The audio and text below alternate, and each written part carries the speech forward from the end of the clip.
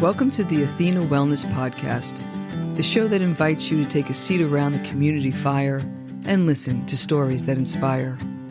I'm your host, Kathy Robinson, author, coach, and founder of Athena Wellness, a company that's dedicated to supporting you on your journey to live more wholeheartedly.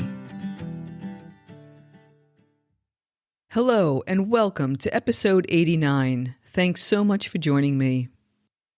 I'm joined today by Stephanie Weaver, a corporate project manager turned entrepreneur who founded Positive Painters, a supportive online artist community and art business membership. Stephanie is also a full-time artist and instructor using oil paint to create and teach landscape, still life, and portraits. Here's what we cover. The journey from corporate life to artist, how sobriety positively impacted her life and art, using substitution to treat addiction, how she would counsel her younger self, and words of wisdom for those dreaming of leaving their current jobs. We end this episode with our Dose of Inspiration segment, where Stephanie shares some of the things that are lighting her up these days. And as always, I'll put links to those items and Stephanie's contact information in the show notes. And now on to the show. I hope you enjoy the conversation. Stephanie, welcome to the Athena Wellness Podcast. Thanks so much for being here today. Thanks for having me. I really appreciate it. So please share a bit about who you are and what you do. So my name is Stephanie Weaver. I am a fine art artist and an art business coach, and I own and founder of the Positive Painters online artist community and art business membership. So I am pretty darn busy and blessedly so. Wonderful. From what I understand, art wasn't always the way you made your living. Can you tell us a bit about what you studied in school and what you did for a living before you became a full-time painter? Sure. So I actually have an undergraduate degree from the University of Mississippi in marketing. And then I went into grad school from Auburn with a MBA with a concentration in management information systems. And then I have another master's in project management with a concentration in e-commerce. So art was never in there. I actually worked for IBM. I was an IT specialist and kind of sold the contracts as an expert and really learning on the fly as I go, building databases and JavaScript and C++ and found out I don't like that. So then I went UPS, and at UPS, I was a senior programmer analyst, and I primarily focused on defining business requirements and in the project management aspect of it, which I just loved. And I never knew growing up that project management was actually a thing, because I was doing little Post-it notes and sticky notes when I was a kid of goals, what I wanted to achieve and all that stuff. And that is what project management is really all about, is defining the goals and the steps to get there. So from UPS, I progressed to Kronos, and then finally ended my career with ADP, Automated Data Processing, as a implementation manager, where I managed a team of project managers. And I didn't get into art really until I was with UPS. And it was way back then that I really just needed a creative outlet, something that was mine. Working for big companies, you do recognize that you're essentially a number and your job is to make them look good. And I was good with that, but I also wanted some things that were just mine. And that's why I got into art. And it was one of those things, my husband and I just bought our first house, and I wanted to decorate the walls. And I went to the store and I looked at this pretty landscape that was like purples and pinks, and it was just very soothing to look at. And then my next thought was, surely I could do that. Wow. So I found an art teacher, and it was my favorite part of every single week, going to her house. And in Atlanta traffic, it would take me 45 minutes to get there, and then an hour and a half just to get home. And it was still like the best part of the whole week. And then she retired, moved to Florida, and I found a new art instructor, and I studied under him for about 7 years. And it was probably about 4 years before I sold my first painting and I did my first show.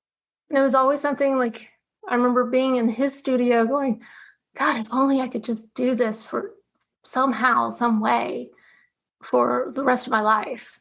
And I didn't know like how significant that initial little grain of thought just kind of Mm. grew, because then it just grew into all these things that led me eventually here to where I am today. But it took a swift kick in the teeth, I think, for the universe to basically tell me you're ready. Mhm. And that was in 2014. My husband was deployed to Afghanistan, and we decided that I needed to stay home with the kids because at the time they were 5 and 7.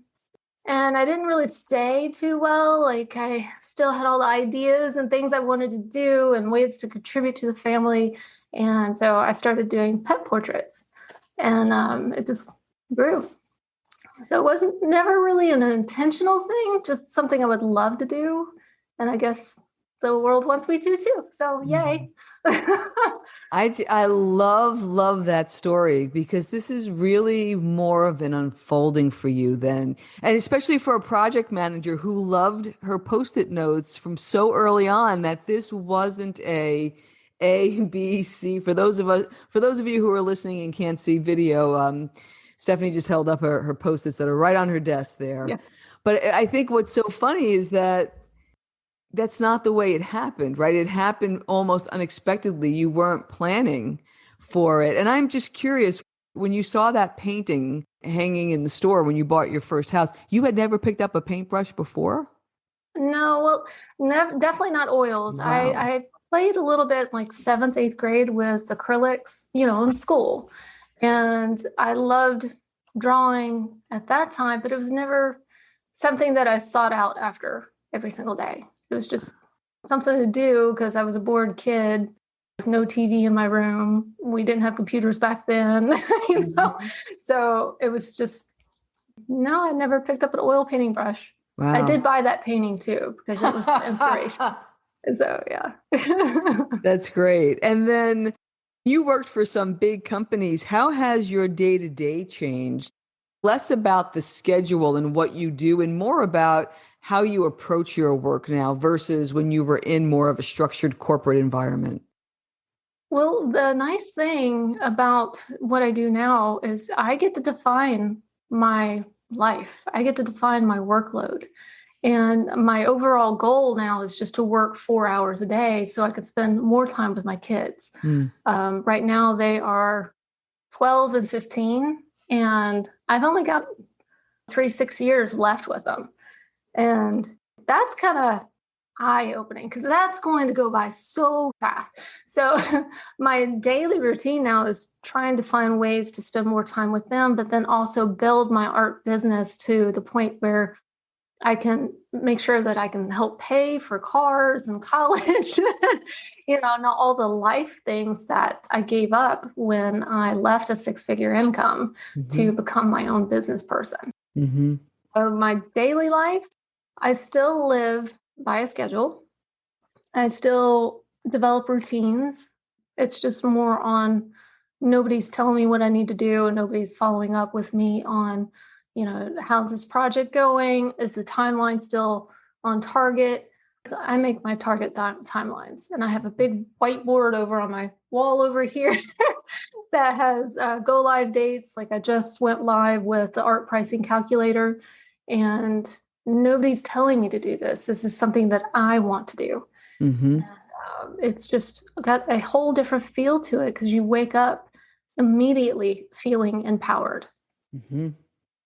I was going to ask you how your corporate career prepared you for creating an online business, but you gave me some glimpses between the whiteboard and your launch date. So it feels like there's some good parallels. Can you speak to that a little bit of what you've learned and how you can apply it corporate to entrepreneurship? Definitely, yeah. The corporate world definitely prepared me for this because as a project manager, I focus a lot on contracts, communication, and project timelines and bringing in income at a specific level.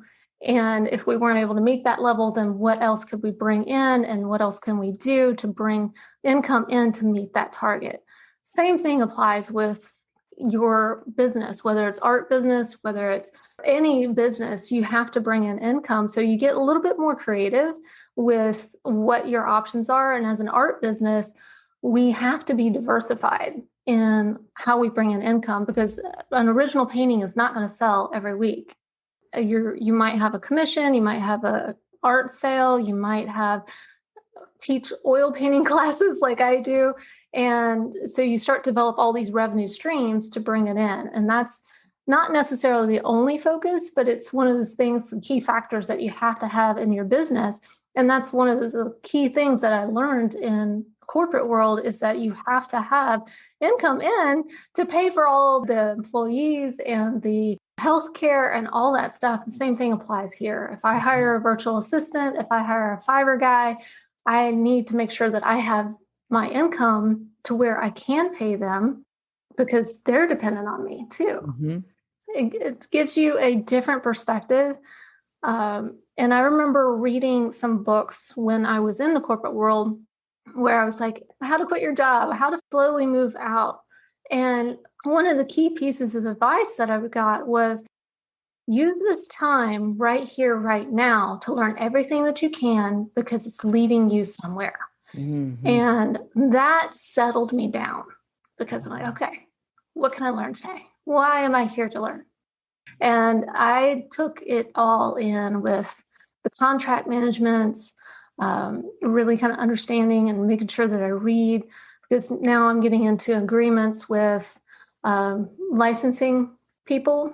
People are taking my artwork and licensing them, selling them on products and things like that.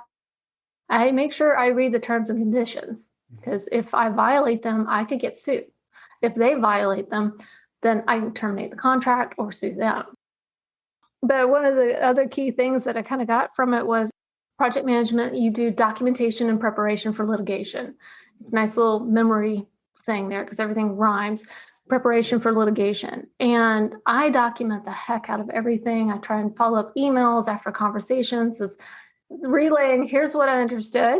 And if there's any miscommunications, please let me know. Because we're all human. Mm-hmm. And that played a big role. Contracts are huge. Copyright law, I did not learn that one in the corporate world, but you learn it pretty quick in the art world. Mm-hmm. Yeah, it's amazing. And full disclosure for our listeners, even though Stephanie and I worked for the same company, it was a 60,000 person company, and we never met each other while we were there, although it seems like our times there did overlap. I'm curious, you knew that you wanted to go, you were doing some reading, something happened in your life that made it happen at a particular time, and suddenly now you're self-employed. What has been some of the biggest surprises? What was unexpected in all of this? The unexpected is really the mind shift of moving from corporate to independent. There was a mind shift of not only I am not making as much as I used to, and that mentally took a toll of, what is my value? That was something that took me at least a year and a half to get over. That, 6 figures is not what I make anymore. Now my role is I was primarily a mom, and then it became the art business. So now I'm like both of those, but still, that value thing was really hard to make the transition. The other thing that I think was a particular challenge or a key difference is that I woke up with a different feeling every day, and I still have that. I am an overachiever. I've always been an overachiever. And I put a lot of pressure on myself. So with that comes a lot of kind of like anxiety, but it's not necessarily expressed out. I don't do a good job expressing that outwardly. I keep it in, because you have to be calm and control when you are in a leadership position type of thing. It was one of those things where you never let them see you sweat. And now you are expected actually to show your vulnerable side. And that is a little bit, it's still different, because I don't think I don't know. I kind of go back and forth on that one. So am I touchy-feely or am I hard-nosed? Mm-hmm. And I haven't even, how many years have I not been in corporate? I don't even know now. 7 years? And I still haven't identified, am I actually hard-nosed or am I touchy-feely? And it's somewhere in the middle. And I think I can just flip on a switch. I'm not really sure yet. Mm-hmm. Well, I don't think you ever get away from, and I'm raising my hand here, you're type A, but I do think the edges soften a bit, Okay. so I think you can give yourself permission to be both. No, And I'm yeah. sure you are. And I'm sure you were then too. To your point, you didn't show it. But my guess is that if things didn't go quite right, it's not that it didn't hurt or you weren't feeling it or you didn't feel vulnerable, but you weren't showing that. And now you're trying to connect with people in a different way. Yeah. Yeah. So I guess I wasn't too bad, but at the time I could make people cry too, because I was like, So I take it you're kinder and gentler with your students, I would think. oh yeah. Oh yeah, most definitely. Because well, it's a different type of interaction too. So art is so personal because it's something that you're pouring your heart and soul into, and a job is normally a job. Most people just kind of show up to it, and I don't have that expectations. When I do something, it's like 100%, and I expected everybody else to kind of do that. And so when they didn't do that, that's when I got a little hard nosed. But I know the people that are coming to my oil painting classes, they are there to find the best parts of themselves and express it. Mm-hmm. And I just got chills. That is awesome. Yeah. And just to reflect back, you're making them feel the way your first teacher made you feel. Yeah, I really hope so. I would love that. Yeah. That's a pretty good job, huh? It's awesome. It is amazing. Yeah. It's I wake up every morning and I'm just like, I get to go do this today. And it's not a have to, it's I just can't wait. Yeah. Well, you talked about the mind shift that you needed to do, which I think is incredibly important. And you've also talked about another journey that I think involved the mind shift, and that was the one to sobriety. Mhm. So, can you share that story with our listeners? I will do my best to do it without crying. Yeah, drinking too much, it's not something anybody intentionally sets out to do. I think it's like gaining weight. Nobody intentionally does it. It's just, that little extra tasted good. And so over time, I started drinking more and more and more. And it got to the point where I knew what I was doing was not good for me. It wasn't good for my body. My body was reacting very negatively to it. And I don't remember a lot of things because come Friday night, that was movie and family night. So I would have a glass of wine, but then it didn't get limited to just Friday nights. But I would have a glass of wine and I would do these things that were nobody was really paying attention to me. So I could get away with it. And I would just go and refill my glass and while everybody else was watching the movie. And I didn't remember any of the movies. And it was a long time coming. And my husband at the time, he was in Russia. And I had gone 7 days without any alcohol. And I didn't tell anybody any of this either because I just didn't know if one, I could stop drinking because I tried it before and I'm like, oh, it's fine. And I got it under control. I can go like a couple days without anything. And that turns out was all a lie because it takes more than just 3 days to get it out of your system. It takes more than just 3 days to break the habit and figure out why you drank. And that was like it was daily steps of journaling and figuring out, sitting with myself, why do I want a glass of wine? Following those 5 whys. Why do I want a glass of wine? Well, because I think it made me feel better. So why do you think you need to feel better? Why do you think this is going to help you feel better? What are you trying to feel better from? And answering all those questions and it took me about 6 months before I finally got the right answer or finally got the answer that just brought the whole thing into perspective. And it was one of those things that it went back all the way back to when I worked for UPS of somebody telling me, well, we were in a performance review and he said, what do you want to be in 5 years? And I said, I want to be a project manager. And he actually laughed at me and said, well, that'll never happen.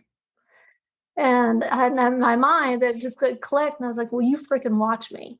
But he was right. I couldn't be one there. And so I eventually left. But that was my first spark of somebody telling me what I couldn't do. I grew up all my life with my mom telling me, you can do anything that you set your mind to. And I always believed that. And that's why I have all those little Post-it notes everywhere, because like, if I believe it, I can see it, I can do it. And I have that mentality back. And it took me like those 6 months of going through and journaling and writing everything down to really come to terms with that. And I got to tell you, it was a moment, like I said, I'm going to try not to cry. It was a moment like I was brought to my knees. I'm getting all verklempt. It's okay. It's all right. Take a deep breath. It's totally fine. It's totally fine. But I was just kind of brought to my knees because I can't believe I let somebody do that. Mm-hmm. It's incredibly powerful that, especially given the way you were brought up and the belief you had in yourself and the belief that your family had in you, and how that one conversation somehow can shift that. And it happens in some ways to all of us at certain times, different things, different situations. It's not always work. It could be personal. Mm-hmm. But what I think is so fascinating is that we believe that. Yeah. Even though you knew, just watch me, there was something that you carried. And to be able to release that after trying to numb it. Yeah, it was totally numbing. And get to it. I mean, I give you so much credit because that takes work. I mean, you outlined the work that you did. It was 6 months of asking, of journaling, putting in the work until you got to that answer. And then you have to figure out what you're going to do about that, right? Right. Yeah. Well, my husband, when I was like on the 7th day of not drinking, he was in Russia and he had come home, and I told him, I was like, okay, well, I'm not drinking anymore. And we were walking with the dogs, and he's like, why? And I said, because I can't. I'm doing it because I think that I'm addicted to it. And I haven't told you about this. And he was like, no, you're not that bad. You just have a couple of glasses of wine. And I was like, no, okay, here's what I was doing. And I was explaining it to him. And I was like, I don't remember any of the Marvel movies that we were watching. And he was like, really? And I said, no, I really don't. And I was like, and I've been hesitant to tell you this because I didn't want you to think me as weak. Mm-hmm. Was just, I'm sorry, I'm kind of crying again. No, that's okay. His response really was just the best I could have ever asked for, because he's like, to admit it makes you strong. Mm-hmm. I'm like, whew. And I said, well, I got one request. He's like, okay, what you need? And I said, can we watch all the Marvel movies in the right order? Yeah, we'll start tonight. Well, that also reaffirmed that you married the right guy for you, huh? He's amazing. He is an amazing, amazing man. Yeah, and I'm sure he feels that way about you too. Yeah, I surprise him. Yeah. Wow. In the wake of all of this, was there ever any fear that not drinking would affect your creativity, or was this something that was just more of like a release valve that you would do in the evenings just to try to burn off the day and just be able to be present with your family? Oh, wow, that's a great question. I remember back when I lived in Atlanta and worked for, it was UPS. At that point, it was like Appletinis. I don't know if you ever watched Sex and the City and then had some Appletinis. Those things were really, really good. And I remember that was like my drink of choice when I would start painting. And at home by myself, there was one night, I think I had 3 or maybe 4 of those things. That was such a bad idea. So it was after that point, I really didn't drink again with painting all that much, especially Appletinis. That was just dangerous. But I didn't really think it would affect my painting and being able to do it. I didn't correlate the two as a necessity together. Mm-hmm. The correlation of the alcohol was with de-stressing and avoiding the feeling of being a failure. That's what that was associated to. When I came to the canvas was my like my home. It was the place where I can go and get lost in, and instead of getting lost in a glass. Mm-hmm. So and it's still like my home. When I did go through the steps to kind of release myself from alcohol, the other thing that really kind of helped was finding something physical to focus on. So I got out my golf clubs and I went in the backyard. And whenever I would get stressed and feel like I'm not good enough, I would put down that little white ball and I would hit the crap out of it. Good for you. And it just gave me something temporary to focus on and to recognize that this feeling that I have is going to go away, and to recognize it and just let it go. And so like every one of those little golf balls, those little wiffle balls represented that. So it never really went with the art. And actually one of the interesting things that's come from having such a clear mind is I have now greater drive.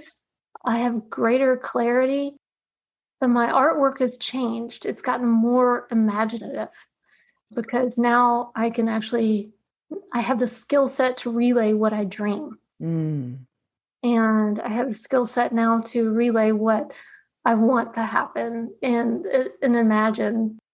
I think I've released that feeling of not being good enough. Because good enough for what? Who's judging me? If they are judging me, I don't really care anymore. I don't know if that's an age and maturity thing or an alcohol-free thing. I don't know anymore. Yeah, there's definitely some of the aging thing there for sure. But, I love that idea of physical substitution, that when that feeling came, you gave it an outlet. You had something that worked for you that was accessible and that you can do. And just that metaphor of hitting those balls and like this physical way of letting those feelings go is incredibly powerful. And I think that is so wise and I think so helpful for the folks that are listening. I'm curious, before I get on to the next topic, one more on this, and that is, was there a particular way that you went through this process of getting sober, or was it just you made a commitment and you just stuck with it? I've just made a commitment and stuck with it. I looked into I actually called AA, and that conversation was very funny because I called them and I was like, "Hey, so how does this work?" Like that. I mean, literally, that's all I asked. And the guy asked me, "Well, are you a family member that's looking to support? Is this court induced? Is this you actually having the concern?" And I said, "Well, it's me actually having the concern." And what was funny to me about that conversation, it never even occurred to me that those other things were an option. And the night before, I had purchased the book from Amazon, Alcoholics Anonymous, and I read it overnight.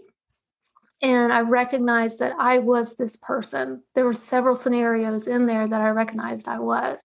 And he explained the meetings and what you need to do. And I debated about it and I chose not to, because with my personality, I knew that when I got into an environment with other people, I would want to help them. And I needed to help me. So, and I remember on like day 5, I went to meet with some ladies at a local coffee shop, and I had a little bit of a stressful day, and I was just kind of sitting there, and I was already thinking about, I'm just going to stop off at Walmart and get a box of wine and go home. And the lady across from me, it was one of those movie moments where like everything slowed and it just whooshed right by you. And she started talking. She was 160 days into being sober. She was like, even said, "I don't know why I'm telling you guys this right now, but here's the story." And I just like, I started crying. I'm like, "You're here for me." And she was like, "Oh my God." I said, "I'm on day 5." And told her my thoughts and everything. And those ladies just like got around me, and it really helped. And just kind of reaffirmed that I did have a problem, because I didn't realize, like, on day, I think it was 3, I told them all, like, I had these nightmares about the devil was chasing my children. And I had to go fight them off. And that turns out that was part of nightmares and night sweats are alcohol withdrawal symptoms. And I Ah, was like, oh my God, I didn't know that. But she and I stayed in touch. We still talk. And, she even told me, she's like, don't give up. It's so worth it. And she was totally right. I'm 2+ years now. congratulations. Thank you. And it's not even something that I want anymore. I mean, I occasionally think about it. I think about it like, am I strong enough to not fall into that trap again? And then I think about it again. I'm like, no, I don't really want to. I like waking up every day with clarity. I like knowing what's happening in the movies, just simple little things. And feeling good at my kids' soccer games. It is worth it to not do it. Hmm. I don't think I'll ever have another drink because it's just not worth it. And my husband, I guess it was 3 months in, he was like, we were at a Mexican restaurant. And I was like, you can have a margarita, it's fine. And he's like, you're really not going to drink anymore. I said, nope, I'm good now. And I said, I'll drive. It'll be fine.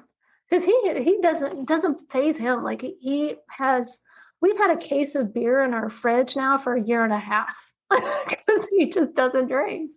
So it's been it's life altering. If anybody out there has is even considering it, do it for yourself. It is so, so worth it. You are so worth it. And I know, like, one of the things that I also did and the reasons why I drank was not only fear of failure, but to shut up the voices in my head that were telling me I wasn't good enough. And I would drink until they shut up. You just have to figure it out, write it out. Why do you think you're not good enough? Who said that? If your mind is the one that's telling you that, and it was actually a physical person, you would probably beat the crap out of that person. You sure as heck wouldn't be a friend with them. Why are you allowing that in your head? So, and I think that's a big thing of it too, is I was allowing myself to feel that way. I have control over me. I don't have control over everybody else. Now, one of the other things, like, how I used to hit golf balls. Now, when I get kind of upset or somebody says something negative to me, I write it down on a piece of paper and I go burn it. And I just watch it. It's like, this is not mine. Send this negativity to the four corners of the earth because it is not mine.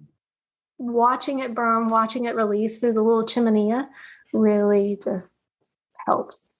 Beautiful. That's wonderful. Those are great, great practices. And just this way of taking back control of the things that you can Mm-hmm. and letting go of the things that you can't and being okay with Yeah. that. Yeah. That was wonderful. Thank you so much for sharing that. I'm curious. So you're doing all of this wonderful stuff for your wellness. What else do you do that keeps you well? Since we are a wellness podcast, what are some of your other practices that you do to take care of yourself now? Yeah. So I do like to do yoga. I would love to be more consistent about it. That is not something that I've made a really good routine of. But I do the yoga every morning. I sit outside and enjoy a cup of coffee until it gets about 30 degrees. And then I'm just like, I can't. So I do run at least 3 times a week, but 3 miles. And I love to exercise. It's especially group training. My gym has a group training. We get to flip tires and throw stuff. And it's just a lot of fun because there's something different every single time. So I do that. And then meals wise, sometimes I'm a little bit of a slacker. Some nights I just don't have time and we do the fast food. But I love those meals that you order and have delivered to your house. We use Every Plate, and you pick out the meals. They send you all the food to prepare with instructions, and it's for a family of 4, and they're healthy. Love that because I do all the meal prep on Sundays, and that way I don't have to do really anything unless we go out. Friday nights, we typically have pizza. I love it. I love it. It feels like you've been on such a journey of self-knowledge. What would you tell your 20-year-old self knowing what you know today? Ooh, that's a good question. I would tell her one, lighten the freak up. Because, except I would actually use the real F-bomb on her Mhm. to make it crystal clear.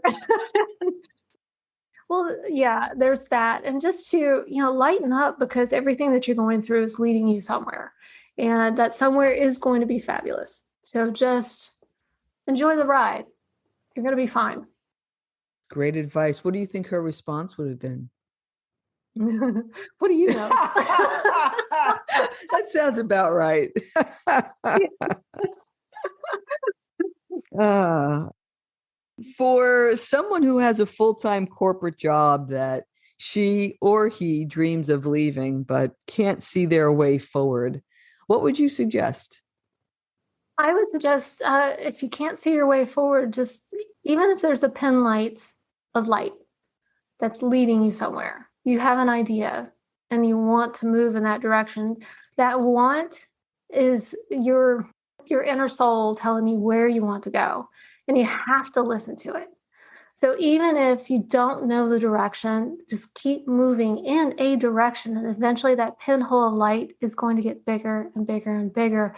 And then you're going to see what's on the other side. So just like I would tell my 20-year-old self, relax, walk the path. You're there for a reason. Make good decisions, make unselfish decisions, I think, that lead you to not only your healthy life, but also your healthy mind. Mm-hmm. Good advice. And hit a lot of golf balls. Hit a lot of golf balls. Yeah, kickboxing is another good thing. That's wonderful. So we wrap up with something that we call a dose of inspiration, where it's just a quick Q&A. And one of the questions that I love to ask is something that you've either read or listened to lately that you've enjoyed. So one of my favorite books that really kind of changed my perspective, and this was several years ago, and I even have it right here, and I have a dog-eared. It's called Call to Create by Jordan Rayner. That was a really good one. For business, I love the book by, let's see, Russell Brunson, Expert Secrets. It is an excellent, excellent book. I've got that one dog-eared, underlined, and it just kind of walks through all the things that you need to consider when you're marketing your business and creating those sales funnels. I read a lot of nonfiction. Mm-hmm. Perfect. What new thing or experience are you looking forward to trying? The new thing and experience I'm really looking forward to trying and would be a 4-hour workday. I've gotten pretty close to it, and I find it's actually a little bit of a mental struggle to not work. That I'm looking forward to getting my grips on that. We're building a pool, so I want that 4-hour workday for the pool. Nice. It's inspiring. It's definitely inspiring. Envision your perfect road trip. Where do you go? What do you do? Perfect road trip. I would love to go to Ireland. Yeah, take a trip over there and just tour the countryside, paint the countryside, and some of those old ruins and the ocean. That would be very spiritually uplifting, I think. It would be amazing. Sounds beautiful. It's one of my favorite countries. What has you feeling inspired these days? What's lighting you up? Lighting me up? Oh, my work, actually. Being an artist and the art business, I actually get to be part of people's lives and see them making advances in their artist career. There's a young lady in one of my oil painting class in my community. She had her first big commission, and she was so excited about it. She's actually a featured artist this month because she just exudes what it means to be a positive painter. And a positive painter is somebody that promotes and supports other artists and takes challenges themselves. And so seeing that, that's what gets me up every morning. The idea that I could help the next Michelangelo. I mean, I don't expect to be Michelangelo, but I could be part of somebody else's life that's that person. that lights me up. Amazing. And then lastly, what has you optimistic about the future? Being creative is the future. Every hardship that we ever have leads to creative invention. And I think today's society is starting to come back to that, like what we were in the Renaissance, where Michelangelo and Da Vinci and all those guys, they were combining science and technology to create, and art to create. We're getting back to that. I think the world is starting to recognize that STEM, science, technology, engineering, art, and math are integral into the future. So art is never going to go away. I think it's lessened in the schools for sure, but I think people are starting to recognize that it's needed to grow. Mm-hmm. Wow, what a nice way to wrap up. And Stephanie, I'm sure our listeners are going to want to get in touch. So tell them a little bit about the services that you provide and where they can find you online. So you can go to stephanieweaverartist.com, and I offer a number of services. One is we have an online artist community that you can join, and it's a safe, protected environment. It's username, password. I don't do anything with your data. I actually created it to kind of get away from Facebook because it's positive and supportive. If you put a piece out there that you want to have evaluated, you will get positive, constructive feedback. Then it's the art business membership, and that's for folks who are wanting to take their art to an actual business. And I made that separate because not everybody wants to make a business from their art, and that's okay. That's why we have the community. But if you want to take it to the next level, we can help you take it to the next level. Within the art business, we also have courses about Google Analytics, how to put that onto your website. We've got course project management and goal setting courses. Of course. Of course. And then I've also got a course on Etsy Bootcamp. So if you're wanting to sell your art and create products and prints from your art, I show you how to integrate that into your Etsy shop so you can start making that passive income. Nice. So yeah, there's lots of little avenues. And I just released, like I mentioned earlier, about the art pricing calculator, because the number one question that every artist has in the very beginning is, how should I price my artwork?